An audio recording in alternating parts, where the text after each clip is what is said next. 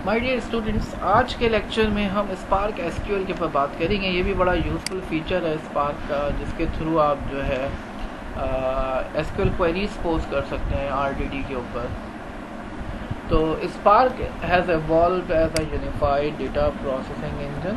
तो इसमें जो है जो कॉन्सेप्ट है वो आप जो है आरडीडी के ऊपर जो है डेटा फ्रेम बना सकते हैं, जो कि जैसे पेंडास का डेटा फ्रेम होता है। फाइनली इसका अपना ऑप्टिमाइज़र भी है, जिसके थ्रू जो है तमाम तरह की ऑप्टिमाइजेशंस परफॉर्म की जा सकती हैं।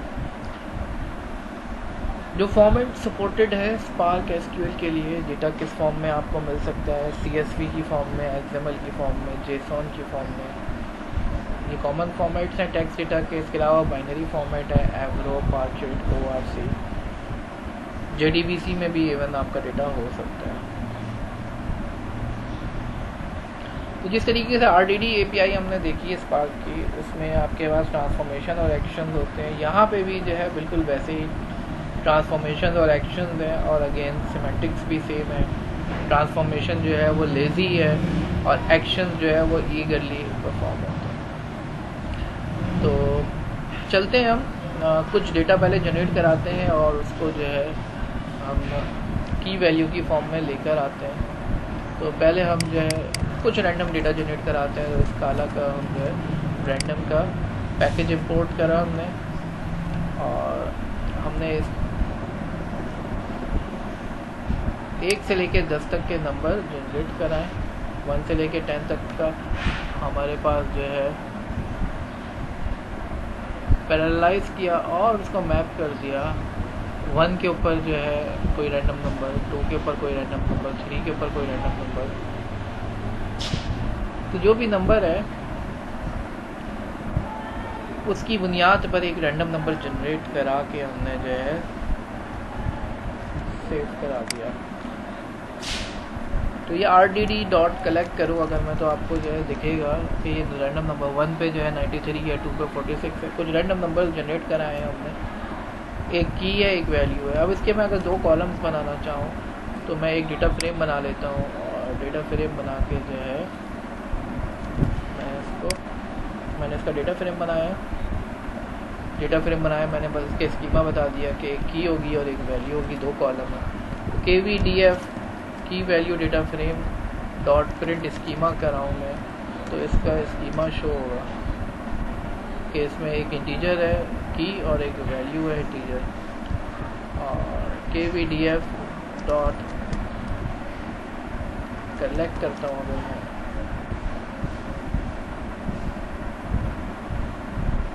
तो ये डेटा शो हो रहा है। शो कराना चाहूँ तो उससे भी शो हो सकता है। तो ये हमारे पास जिस तरीके से पेंडास में डेटा फ्रेम शो होते हैं बिल्कुल वैसे ही शो हो रहा है।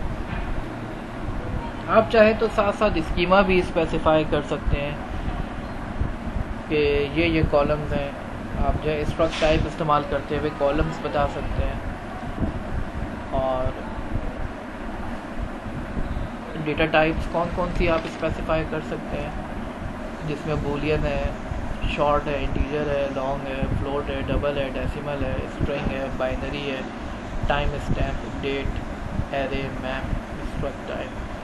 तो स्ट्रक्ट टाइप के थ्रू आप स्पेसिफाई कर रहे हैं। यहाँ पे मिसाल के तौर पर आपने एक एरे बनाई जिसमें जो है आपने एक रॉ रखी जिसमें ये वैल्यू है, ये दूसरी रॉ है, तो 2 रॉ का आपने जो है एक रिकॉर्ड बनाया है। इसकी स्कीमा आप स्पेसिफाई कर रहे हैं कि ये आईडी है लॉन्ग टाइप की, नेम है स्ट्रिंग टाइप का, एज है लॉन्ग टाइप का, और फिर इसका डेटा फ्रेम आपने क्रिएट कर दिया। तो डेटा फ्रेम इस तरीके से आप क्रिएट कर सकते हैं। फिर हमारे पास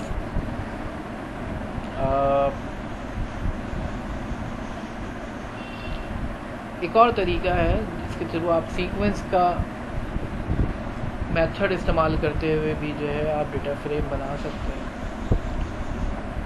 तो ये आपके पास जो है एक सीक्वेंस है और उसका आपने फिर डेटा फ्रेम बना दिया। डेटा फ्रेम बनाते हुए आपने इसका स्पेसिफाई कर दिया कि स्कीमा क्या होगा।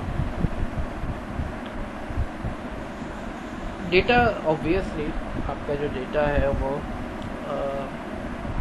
आप किसी एक्सटर्नल डेटा सोर्स से अमूमन रीड कर रहे हो। ये डेटा सोर्स जो है कैफ का भी हो सकता है, इट कुछ भी JSON file, text file, different तरह की फाइल्स हो सकती है। तो यहाँ पे रीड जेसॉन करके आप यहाँ पे स्पेसिफाई कर दें कहाँ से रीड करना चाह रहे हैं। रीड टेक्स्ट करके आप स्पेसिफाई कर दें कहाँ से टेक्स्ट फाइल रीड करना चाह रहे हैं और उसको जो है रीड करा दें। तो आप टेक्स्ट फाइल भी रीड कर सकते हैं, जेसॉन फाइल भी रीड कर सकते हैं। रीड करते हुए फिर आपके पास डिफरेंट ऑप्शन हैं कि हेडर आपने जो है फाइल के अंदर मौजूद है जिसको रीड करके जो है कॉलम्स के नाम वगैरह रीड करना है। तो ये CSV रीड करने का तरीका है। वर्किंग विद कॉलम्स, तो कॉलम्स के नाम प्रिंट कराना चाह रहे हैं आप, जब आप डेटा फ्रेम बना रहे हैं अपने कॉलम के नाम दिए हैं वो प्रिंट करा सकते हैं। कोई स्पेसिफिक कॉलम अगर आप उठाना चाह रहे हैं तो मिसाल के तौर पर मैं इस एग्जाम्पल को रन करके दिखाता हूँ आपको। तो ये जो है की और वैल्यू की फॉर्म में आपके पास डेटा मौजूद है और मैं kvdf.column करता हूँ तो आपको बता रहे 2 कॉलम्स हैं की और वैल्यू। इसमें से मैं कोई स्पेसिफिक कॉलम सेलेक्ट करना चाहूँ तो सेलेक्ट लिख के मैं की लिख दूँ, kvdf.select मैंने लिखा और मैंने लिखा मैं किस कॉलम को सेलेक्ट करना चाह रहा हूँ और उसको शो करा दूँगा। तो कोई स्पेसिफिक कॉलम जिस तरीके से हम SQL में सेलेक्ट करते हैं बिल्कुल वैसे ही सेलेक्ट कर सकते हैं। यहाँ पे शो में आप कोई नंबर देंगे तो इतने कॉलम्स, इतनी रॉस शो हो जाएंगी। कोई कंडीशन लगाना चाहें कंडीशन भी लगा सकते हैं जहाँ पे की जो है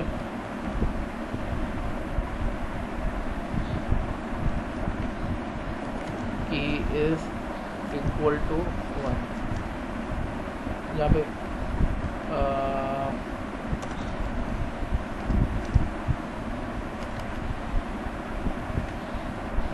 अच्छा यहाँ पे जो है इसका एक स्पेसिफिक सिंटैक्स है, सिंटैक्स में देना होगा।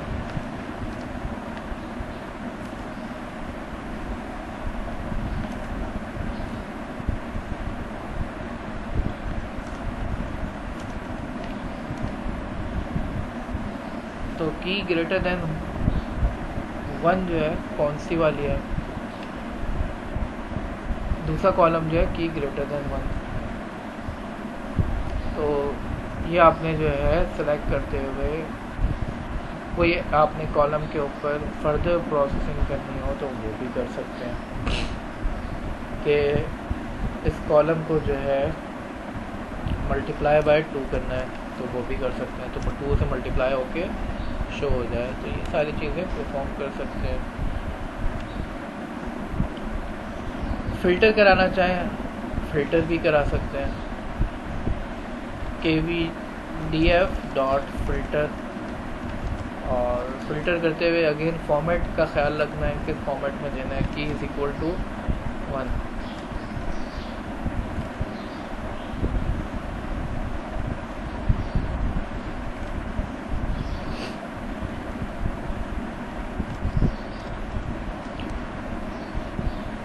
तो की ग्रेटर देन 1 है, इज इक्वल टू 1 सिंगल होगा आई थिंक।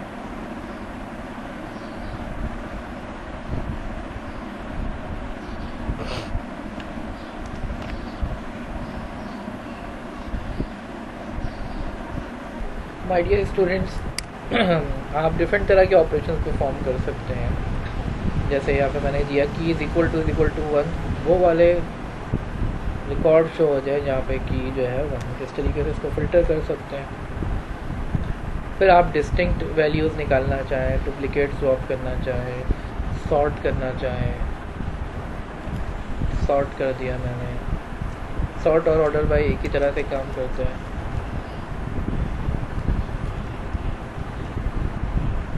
तो सॉर्ट करके शो करा रहे हैं।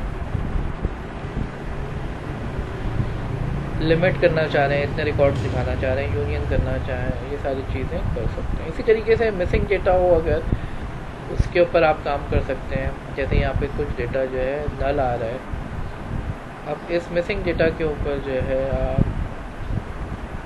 आप जो NA है उसको ड्रॉप करना चाह रहे हैं तो वो ड्रॉप हो जाएगा। एनी का मतलब not available, not a number. तो ऐसा डेटा जो कि नॉट अवेलेबल है उसको ड्रॉप कर दें। तो ड्रॉप करने का भी क्राइटेरिया आप बता सकते हैं कि अगर कोई स्पेसिफिक एक कॉलम जो है, अगर एक कॉलम भी जो है नॉट अ नंबर है तो वो ड्रॉप हो जाए, नॉट अवेलेबल है। और अगर सारे कॉलम जो हैं नॉट अवेलेबल हो तो फिर ड्रॉप हो जाए।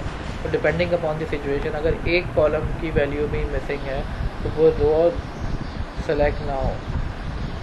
एक कॉलम भी मिसिंग है, वो रो हम शामिल नहीं करें अपने आउटपुट के अंदर। और या तो अगर सारे कॉलम्स मिसिंग हो तो फिर हम जो है उसको शामिल ना करें। तो ये क्राइटेरिया डिफरेंट हो सकते हैं। तो ये समरी है जो मुख्तलिफ एक्शंस हो सकते हैं।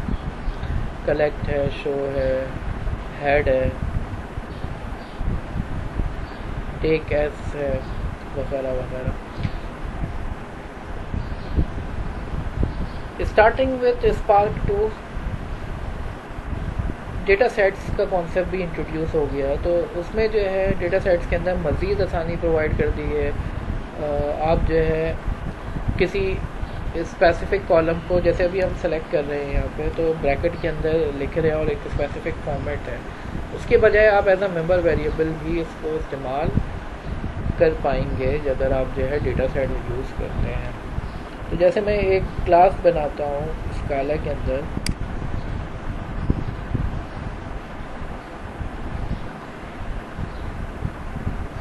और ये एक क्लास बनाई मैंने जिसमें एक्टर नेम है, मूवी टाइटल है, ईयर है, और मैं इसका स्कीमा जो है वो डिफ़ाइन कर देता हूँ। ये स्कीमा डिफ़ाइन कर दिया।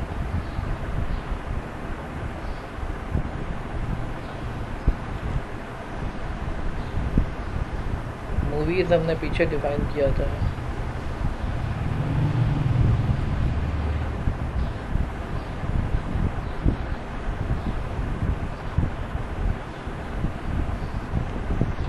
ये डेटा है मूवीज़,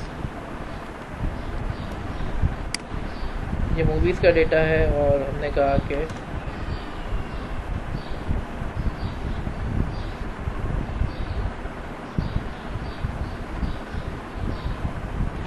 तो my dear students, let's suppose हमारे पास ये मूवीज़ हैं और हमने एक क्लास बनाई हुई है। अब हम जो है एक डेटा सेट क्रिएट कर सकते हैं instead of data frame. Spark dot create data set और डेटा बता दें ये जो हमारे पास मूवीज़ का डेटा है, इसके ऊपर हमने एक डेटा सेट बना दिया। जब डेटा सेट बन जाएगा तो हम उसको शो करा सकते हैं अगेन। तो ये हमारे पास एक डेटा सेट बन गया, local movies ds1 dot show करा दें। तो ये हमारे पास एक डेटा सेट आ गया। अब इस पर क्वेरीज जो है हम बड़े इंटरेस्टिंगली हम इस पर अगेन फ़िल्टर करेंगे। और अब यहाँ पर हम कॉलम लिखते थे, लेकिन यहाँ पे अब कॉलम उस तरीके से लिखने की ज़रूरत नहीं है। ऑब्जेक्ट ओरिएंटेड वे में आप movie dot produce air is equal to 2018 यानी डॉट लगा के आप एयर को एक्सेस कर सकते हो। तो डेटा फ्रेम का फ़ायदा है, डेटा सेट का फ़ायदा है कि ऑब्जेक्ट ओरिएंटेड वे में आप इसको एक्सेस कर सकते हैं। फाइनली आप जो है इस डेटा को राइट भी कर सकते हैं।